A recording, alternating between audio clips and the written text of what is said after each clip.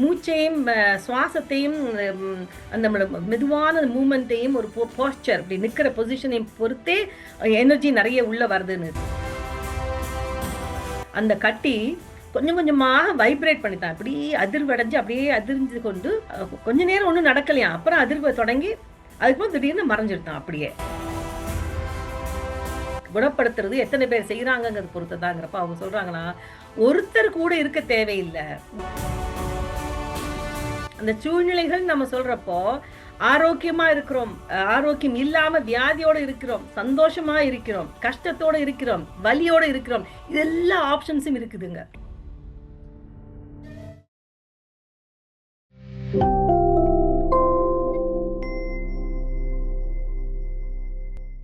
அதனால நம்ம அந்த பத்திரிஜி சொன்னதுக்கு இப்பதான் புரியுது. நம்ம எல்லாரும் நம்ம எக்ஸ்பீரியன்ஸை ஷேர் பண்ணணும். அதுக்கப்புறம் அந்த மிரக்கிள் ஆர் டெக்னாலஜி அப்படிங்கிறத ஒரு சப்ஜெக்ட்ல என்னத்தை கொண்டு வராருன்னா, தன்னுடைய வாழ்க்கையில இன்னொரு அதிசயத்தை நான் பார்க்கக்கூடிய பாக்கியம் எனக்கு கிடைச்சது அப்படின்னு சொல்றார்.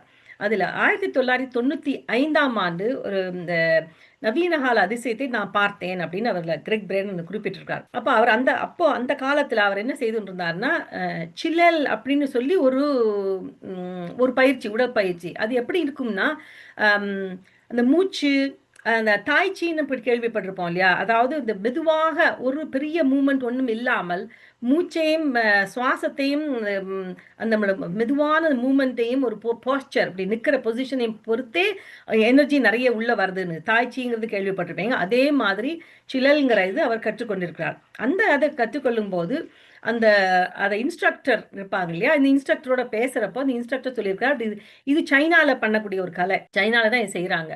அப்போ அவர் என்ன சொல்லியிருக்காருன்னா, நம்மளுடைய ஹீலிங்ஸ் எல்லாம் நிறைய பண்றோம் சைனால அப்படிங்கிறப்போ அதுலேருந்து என்ன செய்ய வந்ததுன்னா, அவர் சொல்றாரு, அந்த எண்ணத்தையும் தங்களுடைய அந்த ஹீலிங் மெத்தட்ஸ் நிறைய சைனால நாங்கள் ப்ராக்டிஸ் பண்ணுறோம்னு சொல்கிறப்போ அதில் அவர் ஒரு பெண்ணுக்கு இது நடந்த உண்மையான கதை. இது சில சமயம் நீங்கள் அந்த பார்த்துருப்பீங்க, வீடியோலேருந்து பார்த்துருப்பீங்கன்னு நினைக்கிறேன். இது இருந்தாலும் நீங்கள் பொறுமையாக கேளுங்க. அதில் ஒரு பெண்ணுக்கு பிளாடரில் கேன்சர், அதாவது ஒரு கட்டி வளர்ந்துருக்குது. அந்த கட்டி ஆப்ரேட் பண்ண முடியாதுன்னு சொல்லி டாக்டர்ஸ்லாம் சொல்லிட்டாங்க. அப்புறம் இந்த பெண் இந்த சைனீஸ் ஹீலிங் ட்ரீட்மெண்ட் ப்ராக்டிஷனர்கிட்ட போகிறாங்க. அப்போ அவங்க என்ன சொல்கிறாங்கன்னா, இதை நாம் குணப்படுத்தலாம், ஆனால் அதற்கு முன்பு நீங்கள் நாங்கள் சொல்லக்கூடிய அந்த அந்த வாழ்க்கை முறையை ஒரு சில வாரங்களுக்கு கடைபிடிக்க வேண்டும் அப்படின்னு சொல்லிட்டு அவர் என்ன மாதிரி சாப்பாடு முறை என்ன சாப்பாடுகள் என்ன சாப்பிடலாம், அதுக்கப்புறம் என்ன ஒரு மைல்டு எக்ஸசைஸ் என்ன மாதிரிலாம் செய்யலாம், அதுக்கப்புறம் இந்த ப்ரீதிங் நிறைய தியானம் பண்ணணும், தியானம் அந்த ப்ரீதிங், அதுக்கப்புறம் ஒரு அஃபர்மேஷன்ஸ், அந்த அஃபர்மேஷன்ஸ்னால் கிட்டத்தட்ட அந்த வார்த்தைகள் நம்ம ரிப்பீட் பண்ணோம் இல்லையா, அந்த மாதிரி இதெல்லாம் நீங்கள் ஒரு சில வாரங்களுக்கு செய்துட்டு இதெல்லாம் செய்ய வேண்டும். காரணம் என்னவென்றால், நம்மளுடைய அந்த உடல்ல இருக்கிற அந்த லைஃப் ஃபோர்ஸ் எனர்ஜி, இந்த பிராணா அப்படின்னு சொல்றாரு, அந்த பிராணாவை நம்ம முதல்ல ஆக்டிவேட் பண்றதுக்கு இதெல்லாம் செய்யணும். இதெல்லாம் செய்ததுக்கு பிறகு தான் இந்த ட்ரீட்மெண்ட்டை செய்யலாம்னு சொல்லி இதெல்லாம் அந்த அம்மா பண்ணினதுக்கு அப்புறம் ட்ரீட்மெண்ட்டுக்கு போறாங்க. ட்ரீட்மெண்ட்ல நடக்கிறப்போ அதுல அந்த அம்மா விழித்து கொண்டு தான் இருக்கிறார்கள், படுத்திருக்கிறாங்க. ஒரு மயக்க மருந்து அப்படிலாம் ஒண்ணுமே கொடுக்கல. அதில் 3 ப்ராக்டிஷனர், ஹீலிங் ப்ராக்டிஷனர் அதில் அவங்களுக்கு ட்ரீட்மெண்ட் இருக்கிறாங்க. அவர்களை தவிர இன்னொரு ஒரு அல்ட்ராசவுண்ட் ஸ்கேன் ஸ்பெஷலிஸ்ட், அவரும் அதில் ஸ்கேனை வச்சுக்கொண்டு அந்த பிளாடரில் இருக்கிற அந்த கட்டியை ஸ்கேன் பண்ணி கொண்டிருக்காங்க. ரியல் லைஃப்பில் ஸ்கேன் பண்ணிட்டு இருக்காங்க. ஸ்கேன் பண்ணிட்டு இருக்கிறப்போ இந்த 3 ப்ராக்டிஷனரும் 3 பேருமா சேர்ந்து அந்த ரொம்ப பவர்ஃபுல்லாக கான்சென்ட்ரேட் பண்ணி ஒரு மந்திரத்தை திருப்பி திருப்பி திருப்பி திருப்பி சொல்கிறாங்க. திருப்பி திருப்பி அதை சொல்லிக்கிட்டே இருக்கிறாங்க. அந்த அந்த அந்த வார்த்தைகள் என்னவென்றால், அதில் இங்கிலீஷில் அந்த வார்த்தை என்ன சொன்னால் ஆல்ரெடி டன், அதாவது ஏற்கனவே நடந்து விட்டதுங்கிற மாதிரி சொல்கிறது அந்த மந்திரம். அதாவது ஒரு விஷயம் ஏற்கனவே நடந்து விட்டதுங்கிறது தான் திருப்பி திருப்பி திருப்பி ரிப்பீட் பண்ணுறப்போ அந்த கட்டி கொஞ்சம் கொஞ்சமாக வைப்ரேட் பண்ணித்தான், இப்படி அதிர்வடைஞ்சு அப்படியே அதிர்ந்து கொண்டு கொஞ்ச நேரம் ஒன்றும் நடக்கலையா, அப்புறம் அதிர்வை தொடங்கி அதுக்கப்புறம் திடீர்னு மறைஞ்சிருத்தான். அப்படியே அப்படியே அது மறைஞ்சு போயிட்டு தான். ஆனா அவங்க ஸ்கேன்ல பாக்குறப்போ அவங்க வேற எல்லா உறுப்புகளும் அப்படியே தான் இருக்குது. அந்த பிளாடரோட சுவர்கள் அதெல்லாம் நல்லா இருக்குது, இந்த கட்டி மட்டும் மறைந்து விட்டது. அப்போ இதுல அந்த அந்த மெத்தட் காரணம் என்ன, அந்த அந்த மந்திரத்தால இவங்க குயிக்கா செஞ்சுட்டாங்க. இதை பார்த்த உடனே அவங்க எல்லாரும் கேட்கறாங்க, என்ன சொன்னா, இது நம்பக்கூடியதா இருக்குமா அப்படிங்கிற மாதிரி. அப்போ கிரெக் என்ன சொல்றாருன்னா, இது தாங்கள் இந்த இந்த வீடியோவை கிரெக் வச்சிருக்காராம். அவர் என்ன சொல்றாருன்னா, தன்னுடைய லைவ் கான்ஃபரன்சஸ்ல கூட இந்த வீடியோவை போட்டு காட்டுறப்போ எல்லாரும் கேட்கிற கேள்வி, இது என்ன இவ்வளோ சிம்பிளா இருக்குமா ஒரு ட்ரீட்மெண்ட் அப்படின்னு கேட்கறாங்க. அப்போ அவர் கிரெக் என்ன சொல்றாருன்னா, ஏன் கஷ்டமாக இருக்கும் என்று எதிர்பார்க்கிறீர்கள்? யூனிவர்ஸ்ல இருக்கிறது எல்லாமே ஈஸி தான். நாம் தான் நம்முடைய மைண்ட் அதுல போட்டு கடைசியில் அதை கஷ்டமா ஆக்குறோம். நம்மளுடைய மைண்ட் செட்ல என்ன இருக்குன்னா, நம்ம கஷ்டப்பட்டு தான் ஒரு விஷயத்தை அடையணும்னு நமக்கு நம்ம மைண்ட்ல வந்துருத்தோம் அப்படி. ஆனால் உண்மையாக சரியான பிராக்டிஸ சரியான முறையில சரியான நம்பிக்கையோட செய்தோம் சொன்னா வெரி வெரி ஈஸி, ரொம்ப சிம்பிள். அப்படித்தான் இந்த உலகம் இயங்குறது. அது நம்ம தான் அதை வந்து ரொம்ப சீரியஸா கஷ்டம்னு நினைக்கிறோம் அப்படின்னு சொல்றா. இந்த இடத்துல எனக்கு என்ன ஞாபகம் வருதுன்னா, பத்ரிஜி சொன்ன அந்த ஆனாபானா சதி தியானம் எவ்வளவு சிம்பிள். சில பேர் நினைப்பாங்க, இப்படி சும்மா இருந்து மூச்சை கவனிக்கிறதுனால இவ்வளோ உடல்ல மாற்றமா, இவ்வளோ ஹீலிங் நடக்கிறதா, இவ்வளோ சக்தி வருதா அப்படின்னு கேட்பாங்க. ஏன்னா நம்ம மைண்ட் செட்ல என்ன பழகிட்டோம்னா, அது வந்து அந்த ப்ரோசஸ் வந்து ரொம்ப கஷ்டமா இருக்கணும். இப்படி மூச்சை பிடிச்சி அப்படி விடணும், இதுக்குள்ள எடுத்து அதுக்குள்ள விடணும், இப்படி உட்காரணும் அப்படி உட்காரணும், இதை செய்யணும் அப்படிலாம் நிறைய ஸ்டெப் பை ஸ்டெப் நிறைய இன்ஸ்ட்ரக்ஷன்ஸ் இருந்தால்தான் அதுல ஒரு பலன் வருங்கிற மாதிரி நம்மளோட மென்டாலிட்டி இருக்கு. ஏன்னா நம்ம என்ன நினைக்கிறோம்னா, ஒரு விஷயத்துக்கு நிறைய பணம் கொடுத்தா நல்ல குவாலிட்டி கிடைக்கும் அப்படின்னு மைண்ட்ல நம்ம வச்சுருந்தோம். பணம் தான் நம்ம என்னத்தை அடையிறோம், நம்ம பலனை நிர்ணயிக்கிறதுங்கிற மென்டாலிட்டியோட நம்ம எல்லாத்தையும் பார்க்குறோம் உலகத்துல. அதே மாதிரி ஹார்ட் ஒர்க் பண்ணினா தான் கிடைக்குங்கிறது இல்லை. ஸ்மார்ட் ஒர்க் நம்ம ஈஸியாக நம்மளை சரியான முறையில நம்ம செய்தோம்னு சொன்னா கஷ்டமே இல்லை. அதுக்கெல்லாம் நம்பிக்கை தான் காரணம். அப்ப இந்த இடத்துல கிரெக் வந்து அவர்கிட்ட அவங்க அந்த ஸ்பெஷலிஸ்ட்டை கேட்குறாராம். இப்போ அதில் 3 ட்ரீட்மெண்ட் 3 பேர் இருந்தாங்க. அதில் 3 ஹீலர்ஸ் இருந்து ப்ராக்டிஷனர் அந்த ஹீலிங்கை செய்தாங்க. அதில் அதில் எத்தனை பேர் இருக்கணுங்கிறது ஒரு ஏதாவது ஒரு இருக்குதா, அப்படி நிர்ணயிக்கிறதா அந்த ட்ரீட்மெண்ட், அதாவது அந்த குணப்படுத்துறது எத்தனை பேர் செய்கிறாங்கங்கிறது பொறுத்ததாங்கிறப்ப அவங்க சொல்கிறாங்கன்னா, ஒருத்தர் கூட இருக்க தேவையில்லை. உண்மையை சொல்ல போனா அந்த அம்மா தானாகவே தன்னை குணப்படுத்தி இருக்கலாம். இதே நம்பிக்கையையும் இதே அந்த அந்த அஃபர்மேஷன்ஸையும் அவங்களே அந்த விஷுவலைஸ் பண்ணி இதை தானே செய்து தன்னை குணப்படுத்தி இருக்கலாம். ஆனால் சில அந்த அம்மாக்கு வெளியில இருந்து ஒருத்தர் செய்யறாங்கிறப்ப நமக்கு கூட கொஞ்சம் நம்பிக்கை வருது இல்லையா? நம்ம ஏன்னா நம்ம அப்படியே பழகிட்டோம், நம்ம சார்ந்து இருக்கிறதே பழகிட்டோம். நாம ஒரு விஷயத்தை செய்யறதோட இன்னொருத்தரோட ஹெல்ப் இருந்துன்னு சொன்னா நம்ம கொஞ்சம் கூட தைரியமா செய்யறோங்கிற மாதிரி இருக்கு இல்லையா? அந்த தைரியத்தை தான் அவர் கொடுத்ததை ஒழிய அந்த அம்மாவே நினைத்திருந்தா தானே குணப்படுத்தி இருக்கலாம். அது என்ன வேணும் என்று சொன்னால் 100% நம்பிக்கை. சிறிதளவு கூட சந்தேகம் வரக்கூடாது. இது கட்டாயம் நடக்குங்கிற அந்த நம்பிக்கையோட செய்தோம் சொன்னா அதுதான் இது நடத்துறது. இது டூ சிம்பிள். ஏனென்றால் இந்த பிரபஞ்சத்துல அந்த குவாண்டம் ஃபீல்ட்ல எல்லா ஆப்ஷன்ஸுமே இருக்குது. ஆப்ஷன்ஸ் எல்லாம் எல்லா சூழ்நிலைகளும், அந்த சூழ்நிலைகள் நம்ம சொல்றப்போ ஆரோக்கியமா இருக்கிறோம், ஆரோக்கியம் இல்லாம வியாதியோட இருக்கிறோம், சந்தோஷமா இருக்கிறோம், கஷ்டத்தோட இருக்கிறோம், வலியோட இருக்கிறோம், இதெல்லாம் ஆப்ஷன்ஸும் இருக்குதுங்க. இந்த ஆப்ஷன்ஸ்ல நம்ம எதை தேர்ந்தெடுக்கிறோம் பொறுத்தது. அந்த தேர்ந்தெடுக்கிறது தான் அந்த நம்பிக்கை. நம்ம இது கட்டாயம் நமக்கு குணமாகிறது, அது குணமாகி விட்டது, அதான் அதை சொல்றாங்க. ஏற்கனவே நடந்து விட்டது என்று சொல்லி அந்த மந்திரத்தை சொல்லியிருக்காங்க, அந்த அஃபர்மேஷனை. சோ நமக்கு ஒரு வியாதி இருந்தா கூட அந்த வியாதி இல்லை, அந்த குணமாகி விட்டதுங்கிற ஒரு அஃபர்மேஷன்ஸ் அந்த நம்பிக்கையோட அந்த விஷுவலைஸ் பண்ணினா, அதை காட்சிப்படுத்தினால் நமக்கு நடக்கும்னு சொல்லி நிறைய மாஸ்டர்ஸ்லாம் சொல்லியிருக்கிறாங்க அந்த காட்சிப்படுத்துதலை பத்தி. அதை இதுல இந்த இந்த இந்த எக்ஸாம்பிள் மூலமாக நமக்கு இன்னும் வந்து அதை வந்து அது சரிங்கிறது கூட புரியுறது இல்லையா? அதைத்தான் அந்த கிரெக் பிரேடன் சொன்னதை சொல்ல விரும்புகிறேன். அப்போ இந்த இடத்துல சில சமயங்கள்ல நம்ம வந்து விஷுவலைசேஷன்லாம் பண்றோம். அப்படி இருக்க நமக்கு ஏன் நடக்க மாட்டேங்கிறதுன்னு சொன்னா அதுல ஒரு சின்ன அமௌண்ட் ஆஃப் டவுட். அந்த வாட் யூ வாண்ட்ங்கிறத நமக்கு வேணும், ஹவுங்கிறத பத்தியே கவலைப்பட வேண்டாம். அப்புறம் இன்னொன்னு என்ன சொல்றாருன்னா, அதுக்கு காரணம் என்னவென்றால் நாம் என்ன நினைக்கிறோம்னா, நாம் இங்கே இருக்கிறோம், அந்த ஆப்ஷன்ஸ் எல்லாம் அங்க இருக்குது, அந்த பிரபஞ்சத்துல அங்க எங்கேயோ இருக்குதுன்னு சொல்லி. அங்க எங்கேயோ இல்ல, அது நமக்குள்ளதான் இருக்குது அந்த ஆப்ஷன்ஸ். ஏன்னா நம்ம எல்லாரோடையும் கனெக்ட் பண்ணிருக்கோம், நமக்குள்ளதானே இருக்குது அந்த ஆப்ஷன்ஸ். அப்ப அது உள்ளே இருக்கிறத நம்ம வெளியில தேடுறப்பதான் நமக்கு அது கிடைக்காம போறது, அதுல கஷ்டம் வருது, கடினமா இருக்கிறது அப்படிங்கறத அவர் அதுல குறிப்பிட்டிருக்காரு. அடுத்ததாக ரிமோட் வியூவிங் பத்தி சொல்கிறார். நம்ம ஏற்கனவே பார்த்திருக்கோம் ரிமோட் வியூவிங், ஆஸ்ட்ரல் டிராவல்ஸ்லாம் நிறைய நம்ம மாஸ்டர்ஸ் எல்லாம் ஆஸ்ட்ரல் டிராவல் பண்ணியிருக்காங்கலாம் பத்தி சொல்லியிருக்கிறாங்க. அதுல இவர் வந்து சிஸ்டமேட்டிக்கா விஞ்ஞான பூர்வமா அவர் சொல்றார். 1990களில் ஒரு கான்ஃபரன்ஸுக்கு கிரெக் பிரேடன் போயிருக்கார். அந்த ஒரு மெயின் கான்ஃபரன்ஸ்ல ஒரு விஞ்ஞான கான்ஃபரன்ஸ், அதுல நிறைய பேர் சந்திச்சிருக்கார்.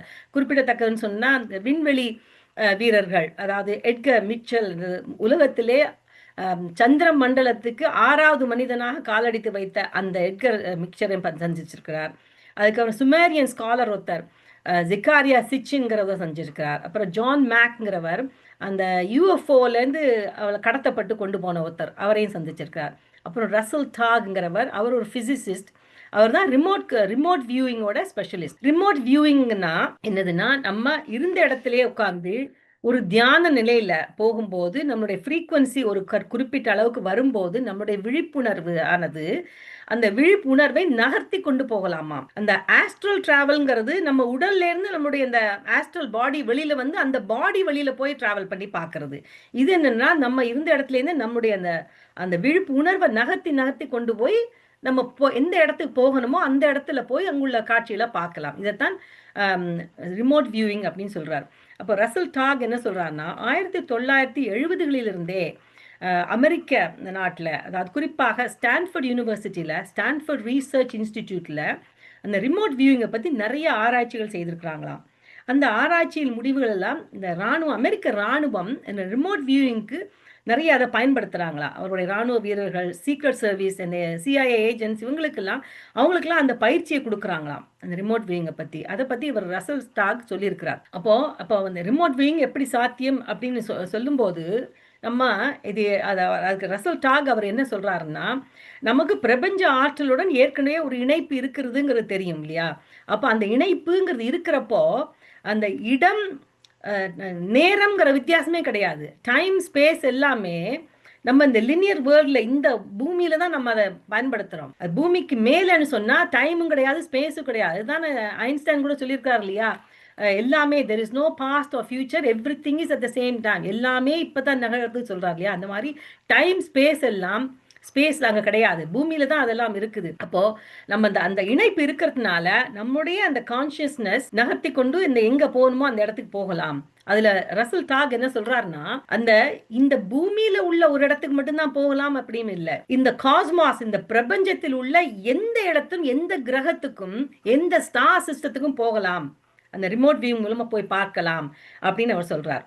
அப்ப அது மட்டும் கடந்த காலத்தில் நடந்த விஷயங்கள், எதிர்காலத்தில் நடக்கக்கூடிய விஷயங்கள், இப்ப பிரசன்ட்ல உள்ள நடக்கிற விஷயம் எல்லாத்தையுமே இந்த ரிமோட் வியூ மூலமா பார்க்கலாம் அப்படின்னு அவர் சொல்றார். இப்போ இதுல அந்த டீப் இன்ட்யூஷன், இந்த ரிமோட் வியூவிங் எல்லாம் எப்படி கற்றுக்கொள்ளலாம், இதை கற்றுக்கொள்ளலாங்கிறதுக்கு ப்ரூவ் பண்றதுக்கு அந்த அவர் ரசல் டாக் என்ன சொல்றாருன்னா, 1972ஆம் ஆண்டு யுஎஸ் மிலிட்டரி அப்போத்தான் அவங்களுக்கு தெரிய வந்ததாம், ரஷ்யா வந்து ஏற்கனவே இந்த மாதிரி விஷயங்கள்ல, அந்த டெலிபதி, இந்த ரிமோட் வியூவிங், இந்த மாதிரி விஷயங்கள்ல ரஷ்யா ஏற்கனவே அட்வான்ஸாக இருந்திருக்காங்களாம். அவங்க நிறைய அந்த உலக 1939 அந்த மாதிரி டைமில், அந்த வேர்ல்டு வார் 2 டைம்லேயே அவங்கெல்லாம் ஆராய்ச்சிகள் செய்து நிறைய அதில் வந்து முன்னேற்றம் அடைஞ்சிருக்காங்களாம். அந்த விஷயம் தெரிய வந்ததுக்கு அப்புறம் உடனே அமெரிக்கா அதில் வந்து நம்மளும் அதில் ஆராய்ச்சிகள் பண்ணணும்னு சொல்லித்தான் இந்த ரசல் டாகையும் அவருடைய காலீகான ஹாரோல்ட் புல்ஃபாஃப்ங்கிறவரையும், அது அவரும் ஒரு ஃபிசிசிஸ்ட், அவங்க 2 பேரையும் கொண்டு அந்த ஒரு டீமை உருவாக்கி அந்த ரிமோட் வியூவிங்கை பற்றி ஆராய்ச்சிகள் செய்திருக்கிறாங்களாம். இதில் அவர் என்ன சொல்றாருன்னா, அந்த டீக்ளாசிஃபிகேஷன் ஆஃப் டாக்குமெண்ட்ஸ் அப்படின்னு சொல்லி அன்னைக்கு பார்த்தோம் இல்லையா. அப்போ அந்த சில அரசாங்க ரகசியங்கள் எல்லாம் ஒரு குறிப்பிட்ட வருடங்களுக்கு பிறகு வெளிவிடுவாங்க இல்லையா. அந்த வகையில் அந்த டீக்ளாசிஃபைட் டாக்குமெண்டேஷன்ல தான் இந்த விஷயங்கள் நிறைய உண்மைகள்லாம் தெரிய வந்தது. அதாவது சிஐஏ என்னென்ன ஆராய்ச்சிகள் செய்திருக்கிறாங்க, அப்புறம் எந்த மாதிரி முடிவுகள் அதில் வந்திருக்குது அப்படிங்கலாம் பார்க்குறப்போ அவங்க சொல்லியிருக்கிறாங்க, அந்த ரிமோட் வியூவிங்கால அவங்க பண்ணின அவ்வளோ பரிசோதனைகள்ல கிட்டத்தட்ட 80% ஆக்யூரசி இருக்குதான். 80%, அப்போ almost very close to the ட்ரூத்ங்கிற மாதிரி இல்லையா. அப்போ இதுல வந்து வேற இடத்துலையும், பூமியில உள்ள இடம் மட்டுமில்ல, வெளி கிரகங்களையும் பார்க்கலாங்கிறதுக்கு ஒரு விஞ்ஞான பூர்வமான ஒரு ப்ரூஃப் இவர் கொடுக்குறார். இதுல ஒரு குறிப்பிட்டத்தக்க ஒரு பரிசோதனை ஒன்று நடந்துதான். அதுல இங்கோ ஸ்வான் என்பவர் ஒரு சைக்கிக், அவர் ஒரு ஆர்டிஸ்ட், பிலாசபர், எழுத்தாளர் கூட அவர். அப்ப அவர் வந்து அந்த காலத்துல 1972ஆம் ஆண்டு அந்த சமயத்துல நாசா வந்து ஸ்பேஸ் பத்தி ஆராய்ச்சி செய்து கொண்டிருக்க அந்த காலத்துல அந்த 10 ஸ்பேஸ் ப்ரோப்ங்கிறத அதை ஸ்பேஸுக்கு அனுப்பணும்னு சொல்லி அவங்க முடிவெடுத்திருக்காங்க. அப்போ அதற்கு முன்பு இவர் இங்கோ ஸ்வான ஒரு தடவை ரிமோட் வியூவிங் மூலமாக வியாழன் கிரகத்துல போய் ஆராய்ச்சி பண்றதுக்கு, அப்ப வியாழன் கிரகத்துக்கு ரிமோட் வியூவிங் மூலமாக இங்கோ ஸ்வான் போய் அதை பத்தி அவர் வரைஞ்சிருக்கிறார், சொல்லியிருக்கிறார். அப்ப அதுல என்ன வரைஞ்சிருக்கிறாருன்னா, வியாழன் கிரகத்தை சுத்தி ஒரு வளையம் இருக்கிறதுங்கிறது வரைஞ்சிருக்கிறார் அவர். அப்போ இது ஆனா அந்த காலகட்டத்துல என்ன வியாழனை சுத்தி வளையம் இல்லைங்கிறது தான் அப்ப நம்பி கொண்டிருந்தார்கள். அப்போ அந்த எக்ஸ்பர்ட்ஸ்லாம் என்ன நினைச்சாங்கன்னா, இவர் அந்த இங்கோ ஸ்வான் ஒரு சமயம் வியாழன் கிரகத்துக்கு போறதுக்கு பதிலா அதை தாண்டி சனி கிரகத்துக்கு போயிட்டாரோ. ஏன்னா சனி கிரகத்துல ஒரு வளையம் இருக்குங்கிறது நமக்கு தெரியும். அதை நம்ம பூமியில இருந்தே கண்ணால பார்க்கலாம் இல்லையா?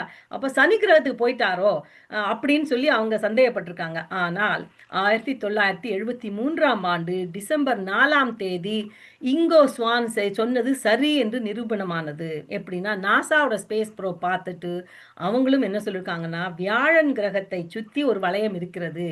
அந்த வளையம் ஏன் நம்ம பூமியிலேருந்து பார்க்கும்போது தெரியலன்னு காரணம் என்னவென்றால், அந்த வளையம் வந்து தூசி துகள்களால் உண்டாக்கப்பட்ட வளையம், தூசி மண்டலம். அதனால லேசா இருக்கிறதுனால நம்ம கண்ணுல தெரிய மாட்டேங்கிறது. ஆனால் அதே மாறாக சனி கிரகத்தில் உள்ள வளையம் வந்து பனிக்கட்டிகளால் உள்ளதுனா கூட திடமா இருக்குது. அதனால தான் அது கண்ணுக்கு தெரியுது. அப்போ அந்த இதுலேருந்து என்ன தெரியுதுன்னு சொன்னா, வேற்று கிரகத்துக்கு கூட போய் நம்ம ரிமோட் வியூவிங் மூலம் சில விஷயங்களை பார்க்கலாம் அப்படிங்கிறது நிரூபணமாகிறது. இப்போ இந்த இடத்துல எனக்கு ஞாபகம் வருதுன்னா, சில மாஸ்டர்ஸ், நான் பேரை குறிப்பிட விரும்பவில்லை, அவர் சொல்லியிருக்கிறார் தான் செவ்வாய் கிரகத்துக்கு போனேன் ஆஸ்ட்ரல் டிராவல்ல அப்படின்னு சொல்லியிருந்தார். அப்போ அதெல்லாம் எவ்வளவு உண்மைங்கிறது நமக்கு தெரியுது இல்லையா? சயின்டிஃபிக்கா இதெல்லாம் நடந்திருக்குது இதெல்லாம்.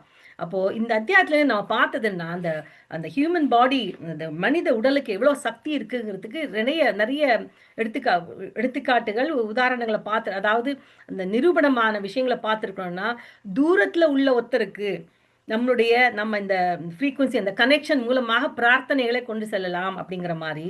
அடுத்து அந்த அந்த ஒரு பெண் தாய் மகனோட உள்ள உணர்வை, இதை பற்றி கனெக்ஷனை பார்த்தோம். அப்புறம் நம்மளுடைய விழிப்புணர்வுகளை அதிகரித்து நமக்கு இந்த சக்தி மூலம் எந்த திடப்பொருளுக்கு உள்ளாலும் நம்ம போகக்கூடிய சக்தி இருக்குது அப்படிங்கிறதையும் பார்த்தோம்.